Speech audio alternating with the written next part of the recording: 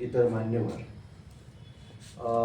आज या ठिकाणी अत्यंत महत्त्वाचा हा विषय या ठिकाणी आपण आयोजित केलेला आहे कार्यक्रम, आणि ज्या महत्त्वाच्या विषयावर मला मार्गदर्शन करण्यासाठी, विश्लेषण करण्यासाठी बोलवलं आहे.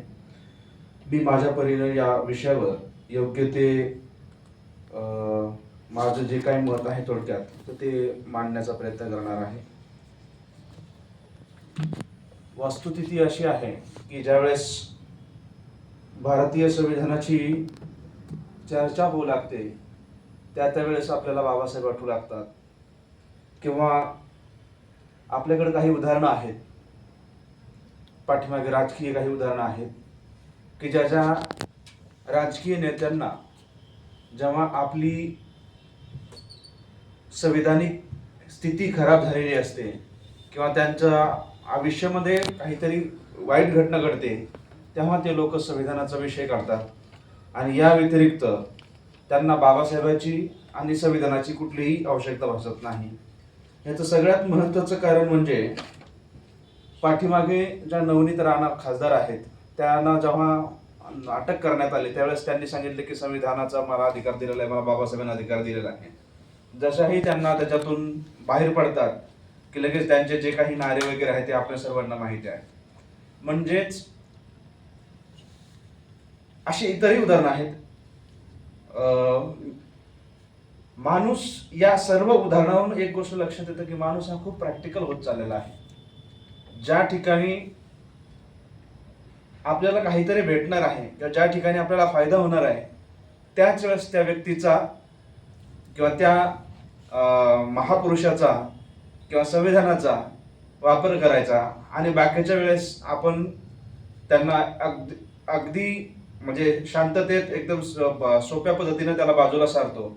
आणि ही आजकालची वस्तुस्थिती, मानसिक स्थिती या समाजाची सर्वांची बनत चाललेली आहे.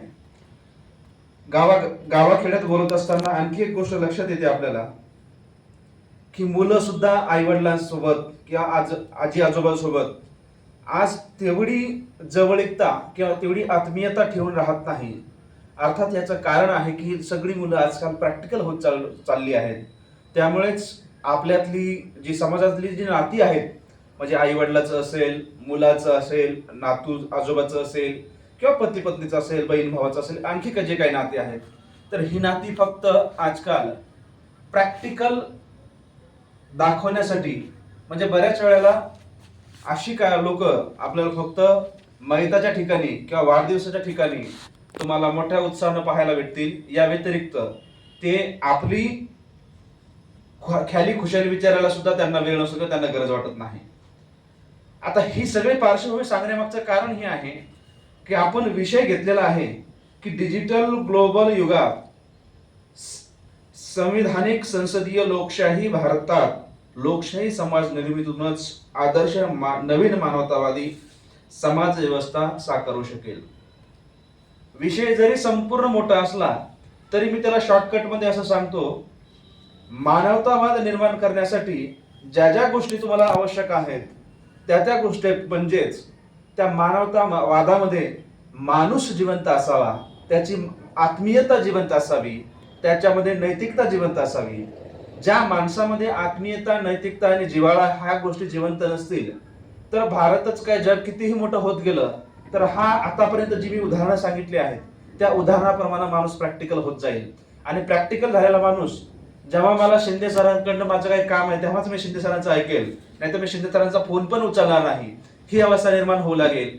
आणि ही बाब अत्यंत गंभीर आहे आणि ही मानवतावादाची अत्यंत तीव्र टोकाची भूमिका आहे असं मला वाटतं. कारण की ही भावना जोपर्यंत आपल्यामध्ये ही मानवता निर्माण होणार नाही तोपर्यंत ह्या बाकीच्या ज्या काही गोष्टी आहेत आपल्या, की आपण मोठ्या मोठ्या डिजिटल युगाचं, संसदीय लोकशाहीचं, संविधानाचं, अशा मोठ्या मोठ्या शब्द जर वापरून आपण आपलं वैचारिक प्रगल्भता दाखवत आहोत, पण त्या प्रगल्भेमध्ये, त्या मोठ्या मोठ्या याच्यामध्ये आपण स्वतः कुठेही जिवंत राहणार नाही आहोत किंवा आपण तिथे दिसणार नाही आहोत. जसं आज आपण या ठिकाणी पाहत आहोत की शहरामध्ये मोठ्या मोठ्या बिल्डिंग दिसतील, मोठ्या मोठ्या हॉटेल्स दिसतील, काय काय दिसेल, पण त्यामध्ये माणूस दिसणार नाही. आता याच नंतर डिजिटल युग आहे, याचाही आपण जर गांभीर्याने विचार केला असता त्या डिजिटल युग आता कुठं चाललाय? डिजिटल युग तुमचा मोबाईल तुम्हाला ऑब्झर्व करतो, तुम्ही रोज रोज काय पाहता ह्याचं त्यात अवलोकन करतो आणि त्याचनुसार तुमचा मोबाईल तुम्हाला बाकीच्या नोटिफिकेशन फीडबॅक पाठवत राहतो. बघा, तुम्ही जर बाबासाहेबांची गाणी ऐकली तर तुम्हाला बाबासाहेबांचीच गाणी परत परत मोबाईल दाखवतो. त्याचनंतर तुम्ही चित्रपटाची गाणी ऐकली तर विशेष करून तुम्ही जर एखाद्या ऍक्टरचं हिरोच्या नावाची जर गाणी ऐकत असाल तर त्याच हिरोची गाणी तुम्हाला ते मोबाईल वेळोवेळी दाखवत राहतो. किंवा एखाद्या हिरोईनचे ऐकत असाल, एका गायिकेचं ऐकत असाल तर त्याचेच परत परत दाखवत राहतो. एखादं सॅड सॉन्ग गात असाल तर तुम्हाला सॅड सॉन्गच जास्त दाखवतील, भक्तिगीत गातात भक्तिगीत दाखवेल. म्हणजेच माणूस हा कुठेतरी प्रत्येक ठिकाणी 24 तास एका विशिष्ट कॅमेऱ्यामध्ये तुमचं ऑब्झर्वेशन केलं जात आहे. तुमच्या प्रत्येक बारीक सारीक हालचालीचं एक अवलोकन केलं जात आहे आणि त्या बारीक सारीक हालचालीचं अवलोकन करून त्याचा विचार करून भविष्यात तुम्ही काय करणार आहात याचा पूर्व विचार या ठिकाणी अगोदर काढला जात आहे आणि त्यानुसारच पुढील मार्गक्रम किंवा तुमच्या विषयी जर तुम्हाला चांगली त्याच्यापासून तुमच्याविषयी जर चांगली काही घटना घडवायची असेल किंवा वाईट तुमच्याविषयी कटकारस्थान रचायचं असेल तर यामुळे तुमचं हे जीवन आहे हे 24 तास एक विशिष्ट याच्यामध्ये भीतीमध्ये अडकणार आहे. म्हणजे आधुनिक काळाचा विचार करत असताना जसं आपण विचार करतो की आम्हाला संविधान पाहिजे, जसं मी सुरुवातीला उदाहरण दिलं की जसं प्रॅक्टिकल त्या बाईचं उदाहरण देऊन सांगितलं की जसं त्यांनी त्यांच्या गरजेनुसार त्याचा वापर केला आणि गरजेनुसार आता संविधानाचं किंवा बाबासाहेबांचं नाव घेत नाहीत. तशीच ही मीडिया टेक्नॉलॉजी जे काही आधुनिक जग आहे हे जगही तुम्हाला असंच विशिष्ट प्रकारे अवलोकन करणार आहे. त्याच्या फायद्यासाठी जो काही ऑपरेटिव्ह इंजिनियर आहे तर तो ऑपरेटिव्ह करणारा माणूस आहे, जो याच्यात एक्सपर्ट आहे, तो तुम्हाला संबंध मानव जातीच्या बुद्धीला, मनाला, विचार करणाऱ्याला ह्याला भाग पडत आहे. आज राजकीय विचाराची, मतदानाची किंवा इलेक्शन पक्षाची जी काही भावना आहे ती भावना निर्माण करण्यासाठी विशिष्ट पक्षाच्या लोकांची भाषणं, विशिष्ट पक्ष लोकांची विचार, त्याच दृष्टीच्या जाहिराती, त्याच दृष्टीचे चित्रपट, त्याच दृष्टीचे जे लाईव्ह प्रोग्राम ते केले जातात आणि ज्यामुळे मनाची अवस्था ज्या समाजामध्ये जे आहे, जे लोक पाहत असतात त्या लोकांची मन हे बदलत जातात आणि ती लोक बदलून शेवटी ते लोकांच्या ज्या विषयाच्या विरोधात किंवा ज्या पक्षाच्या विरोधात, म्हणजे आता आचारसंहिता आहे म्हणून एवढं सविस्तर घेत नाही, परंतु ज्या पक्षाच्या विचाराच्या विरोधात जी लोक आयुष्यभर राहिली ती लोक नंतरच्या काळात बदलत जातात. त्याच्या मागचं कारण हे आहे की त्यांच्यामध्ये त्या मीडियाचा, सभोवतालच्या वातावरणाचा, माणसाचा, त्याच्या मोबाईलचा, त्यांच्या कम्प्युटरचा, ह्या सगळ्या गोष्टीचा प्रभाव झाला आणि तो स्वतः बदलला. आता जो व्यक्ती स्वतःच्या मूळ विषयापासून, मूळ विचारापासून बदलत असेल तर त्याला मानवतावाद शिकवला किंवा त्यांना शिकण्याचा विचार केला तर कितपर्यंत ते योग्य राहील आम्ही विचार करणं गरजेचं आहे. म्हणजेच ज्या अशा व्यक्तीला की ज्याला तुम्ही स्वतःचा बाप मारून टाका आणि नंतर बापाच्या मृत्यूवर भाषण दे, अशा प्रकारची अवस्था होईल आणि तोही म्हणजे आर्टिस्ट म्हणून, एक कलाकार म्हणून किंवा एक रोबो म्हणून तो त्यामध्ये त्याची भूमिका एकदम जबरदस्त पार पडेल आणि त्याचं भाषण ऐकून आज बसलेले हजारो लोक अगदी मोहक होतील की कितीच बापावर प्रेम करणार होता. परंतु असं नाही आहे. ह्यानेच बापाची त्यांनी या ठिकाणी हत्या केलेली आहे. तशीच घटना आज आपल्या समोर संविधानाशी घडताना दिसत आहे. जे लोक संविधानाची वाहवा थोरवी गातात तेच लोक संविधानाची हत्या करत आहेत आणि तेच लोक सांगत आहेत की मी संविधानाचा किती पालन पोषण करणारा, किती म्हणजे संविधान ही विचार करण्याची, त्याबद्दल अवलंब करण्याची, जीवनामध्ये उतरवण्याची आणि प्रॅक्टिकल जीवनात त्याचा अनुसरण करण्याची गोष्ट आहे. आपण हे सोडून संविधानाच्या बाबतीत अशी प्रतिकृती लावतो, पाया पडतो, हात जोडतो आणि फुले वाहतो. म्हणजे आपण चाललोय कुठे, आपण करतोय काय? प्रत्येक व्यक्ती भाषणामध्ये हेच सांगत चाललाय की संविधानाशिवाय जगाला किंवा देशाला पर्याय नाही आणि आम्ही संविधान 100% पाळणार. आणि तुम्ही म्हणताय हे, पण तुमची कृती काय आहे? ही कृती आपण सर्वप्रथम पाहणं गरजेचं आहे. कारण तुमच्या कृतीमधून आणि दिखाऊ वृत्तीमध्ये याच्यामध्ये खूप सारा फरक जाणवत आहे.